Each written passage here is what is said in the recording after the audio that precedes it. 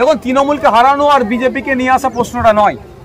অন্যায়ের হাত থেকে বাংলার মানুষকে মুক্ত করতে হবে।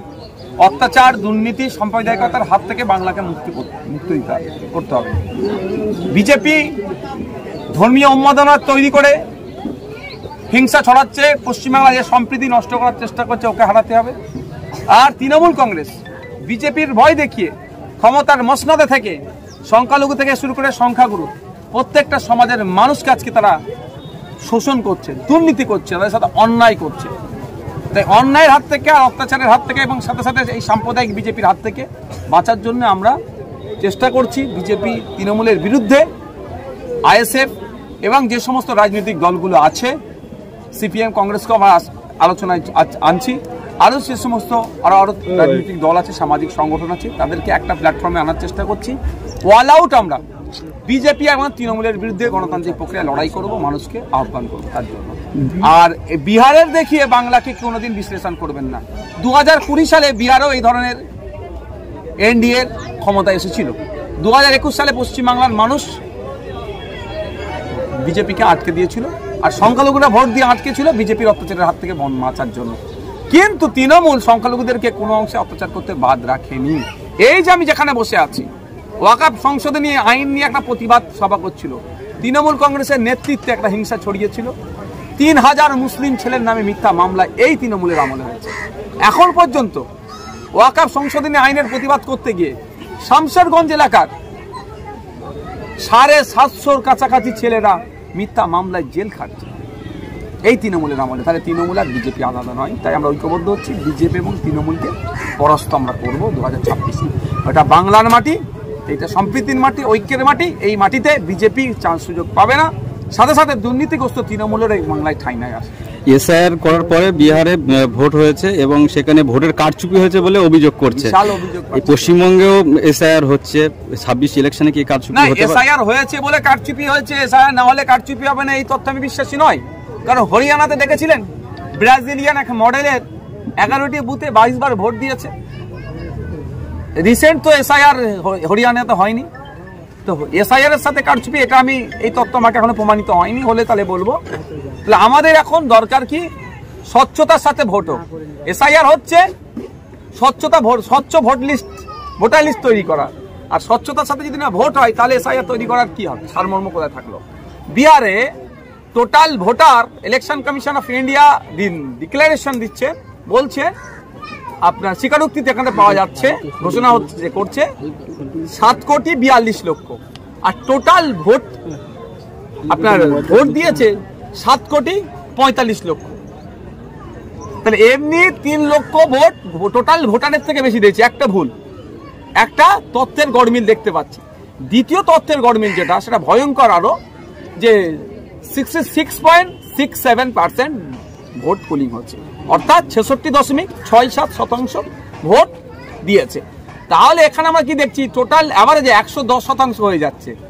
যেখানে 100%-এর মধ্যে 66.67% মানুষ ভোট দিয়েছে, কিন্তু যখন কাউন্টিংয়ে যাচ্ছে তাহলে প্রায় 2,30,00,000 এক্সট্রা ভোটারের আসছে কোথা থেকে? এর জবাব তো নির্বাচন কমিশনকে দিতে হবে। নিশ্চিতভাবে আমি মনে করছি বিহারে যারা ইলেকশনে লড়াই করেছেন যে পার্টিগুলো, সেই পার্টিগুলো এই বিষয়টা নিয়ে সুপ্রিম দ্বারস্থ হবে, অর্থাৎ সুপ্রিম কোর্টের দ্বারস্থ হবে। কোনোভাবেই ডেমোক্রেসিকে এইভাবে নষ্ট হতে দেওয়া যায় না।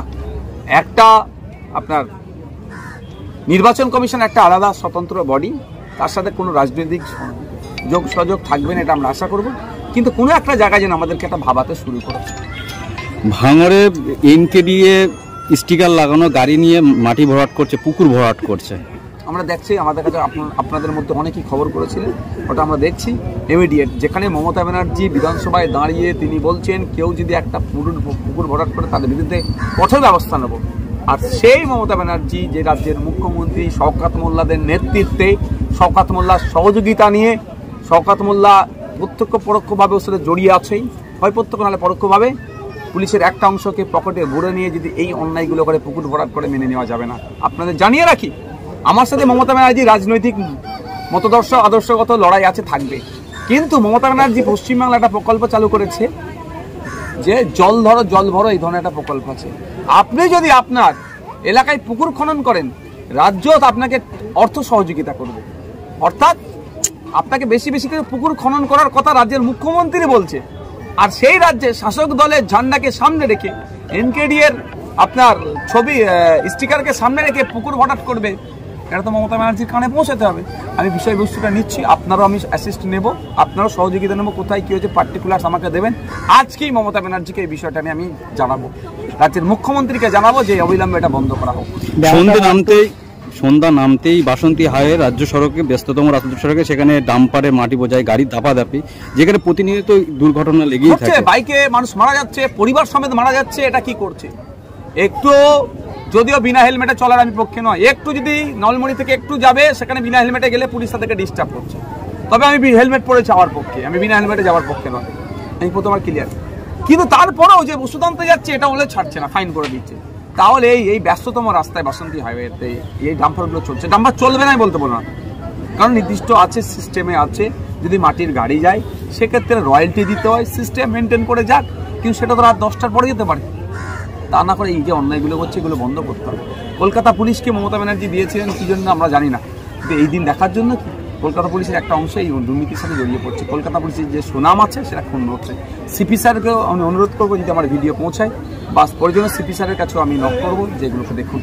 এনকেডি এর মতো একটা স্টিকার, গুরুত্বপূর্ণ সরকারি সংস্থা, তার স্টিকার ব্যবহার, ক্যালকাটা ডেভেলপমেন্ট অথরিটি সম্ভবত না, তো এই বলেন বলছি এই এনকেডিএকেই ব্যবহার করে অবৈধভাবে কাজ করছে, এটা কিভাবে সম্ভব? রাজ্যে যে নোংরামি চলছে, দুটো প্রতিনিধি ব্যবহার করছে, কি বলেন তো, মমতা ব্যানার্জির ছবি আর অভিষেক ব্যানার্জির ছবি। এই Shaukat Mollah notorious criminal, national human rights কমিশনের কথা, ও যে অন্যায় করে এই যে ভাঙড় থেকে যে তোলা তুলছে, হিংসা করছে, যা করছে, পুলিশ ওকে ডিস্টার্ব করতে পারছে না কেন, পুলিশ ওকে আটকাতে পারছে না কেন? ও সামনে দিদি দাদা আমার নেতা বলে দিদি দাদার নাম নিচ্ছে।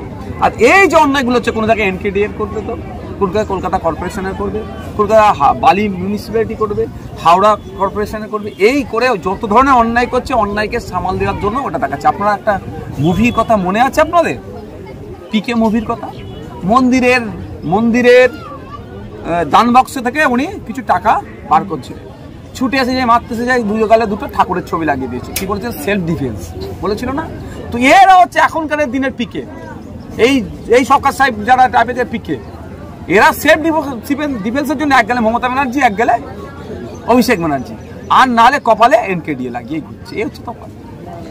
ব্যামতা 1-2 বা বাউনঘাটা মানে এলাকায় বেআইনি ভাবে মানে ঘর নির্মাণ হচ্ছে, কি বলবো? দেখুন, এটা প্রচন্ড, আমি কথা বলছি, আমি উকিলের সাথে কথা বলেছি, এটা আপনাদের বলে রাখি, ওখানকার যারা সাধারণ নাগরিক আছে তাদের বসবাসের জায়গা তো দূরের কথা, একটা টয়লেট করতে গেলে ডিস্টার্ব করছে। আগে একটা 9 মিটারের ছাড় ছিল এলাকাবাসীর জন্য, 30 বছর 40 বছর 50 বছর 70 বছর ব্যামতা 1 ব্যামতা 2 বামনঘাটার মানুষ বসবাস করছে, তারা নিজেদের বাড়ির টয়লেট পর্যন্ত করতে পারছে না, মহিলাদেরকেও বাইরে নির্জনে যেতে হচ্ছে, তাদের ন্যায্য সম্মান আঘাত লাগছে, তাদের অসুবিধা, তাদের ক্ষেত্রে টয়লেট করতে দিচ্ছে না প্রশাসন, আর টাকা দিলে প্রাসাদ বাড়ি বানাচ্ছে।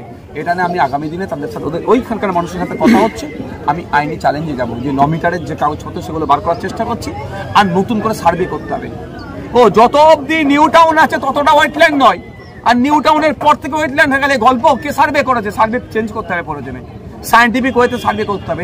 ওদের সাথে আমার আমাদেরই ভোটার, আমি কথা বলছি, আগামী দিন এটা নিয়ে বৃহত্তর লড়াই হবে এবং আইনি লড়াই হবে।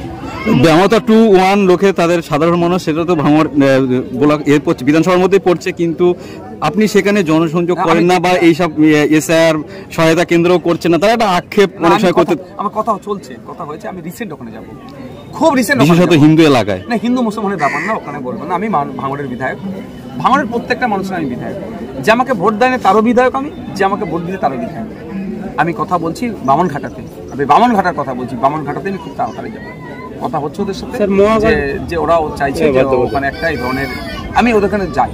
আপনাদের জানিয়ে রাখি, আমি কারোর সাথে ইনজাস্টিস করবো না, আমার যে এমএলএ ল্যাডের যে টাকা আছে, অলরেডি প্রথম যে উদ্বোধন আমি কাজটা করেছি সেটা হচ্ছে কিন্তু বামনঘাটা অঞ্চলে, এটা মাথায় রাখবেন, যে ওদেরকে অবজ্ঞার প্রথম কাজটা, আর ওখানে প্রায় 10 লাখের অধিক টাকার কাজ আমি শুধু বামনঘাটা অঞ্চলের জন্য বরাদ্দ করেছি, সেই কাজগুলো জমা হয়েছে, একটার পর একটা হবে। কিন্তু ফার্স্ট কাজ ভাঙড়ের বিধায়ক হিসাবে আমি যেটা করেছি আমার এমএলএ ফান্ডের টাকা দিয়ে, সেটাই হচ্ছে বামনঘাটা অঞ্চলের, তাও বলছি বাসন্তী হাইওয়ে দিয়ে যে রাস্তাটা, ব্রিজটা পার করে যেটা ঢুকছেন, ওই ব্রিজের মুখে যে বাতি স্তম্ভটি আছে সেটি হচ্ছে এমএলএ কোটাতে তৈরি টাকাতে, সেটা হচ্ছে ফার্স্ট কাজ আমার।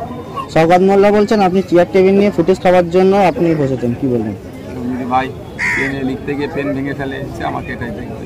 এবার এখন একটা কথা বলি, তো দেখবেন ফ্লাইটে যারা পাইলট, কো পাইলট, যারা পাইলট কো পাইলট তো ফ্লাইট করে টেক অফ করে বা ল্যান্ডিং করে, তো আমি এমএলএ হোক বা আমাদের যে হোক, কিন্তু আমি ওর ভিতরে ঢুকতে পারবো না, গেটটা দেওয়া থাকে, গেটটা দেওয়া থাকে।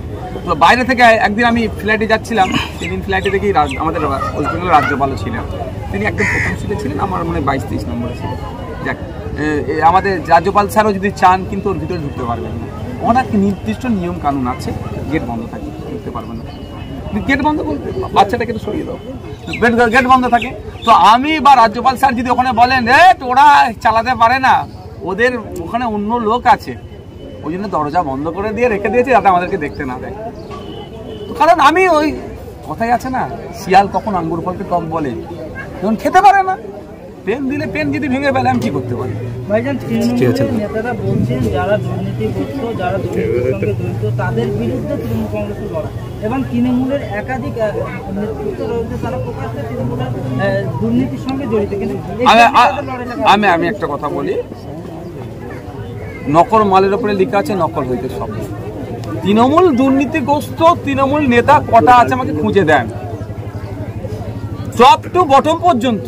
শানপুকুর অঞ্চলের পঞ্চায়েতের যিনি 126 নম্বর বুথ, 26 নম্বর তৃণমূলের যিনি নেতা, তাকে দেখুন, আর রাজ্যের